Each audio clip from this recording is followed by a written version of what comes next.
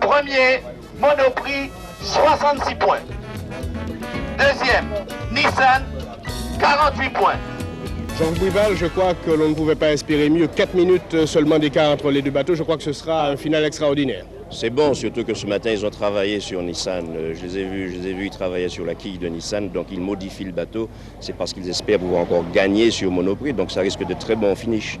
En effet, l'écart est faible en tête. 4 minutes 28 d'avance pour Monoprix sur Nissan. Ceci crée un suspense bénéfique à ce premier tour de la Martinique des Yoles Rondes. Monoprix, en effet, a pris un bon départ et après la zone déventée du Cap Salomon, est déjà largement en tête devant Nissan. Nissan qui sera bien obligé de prendre de gros risques. Mais pour Monoprix au large du Diamant, c'est plus grave. Monoprix, voile déchiré, doit revenir à terre, changer de voile, alors que Valda en profite pour s'en aller.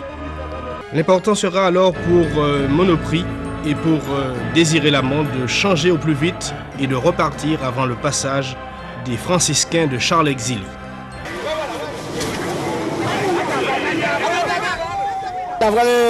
C'était trop fort, alors normalement il y a un bois qui est tombé sous la voile et puis ça a déchiré la voile pour nous. Pas de problème, ça toujours devant? Non, pour le moment oui.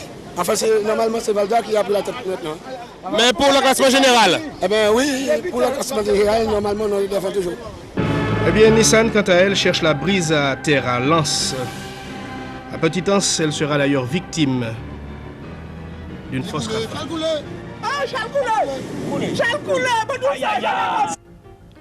Caresse Antillaise en profite un moment, tandis que les franciscains vont découler à terre, comme le prévoit d'ailleurs le règlement.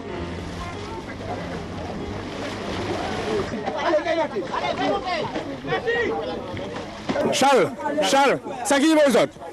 Ça veut dire qu'il faut faire le propre, nous couler. Pas de problème, on va repartir. Hein? Et oui, ça repart avec beaucoup d'espoir de revenir, alors que déjà bien loin devant, du côté du Rocher du Diamant, dans la fameuse passe très difficile, eh bien, Monoprix est en tête très largement, à la lutte d'ailleurs avec Valda qui suit la côte, alors que les autres yoles ont mis pied à terre en quelque sorte pour changer les voiles.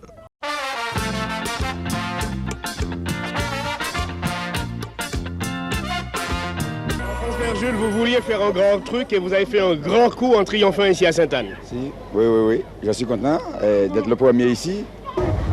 Monoprix deuxième à 5 minutes 48.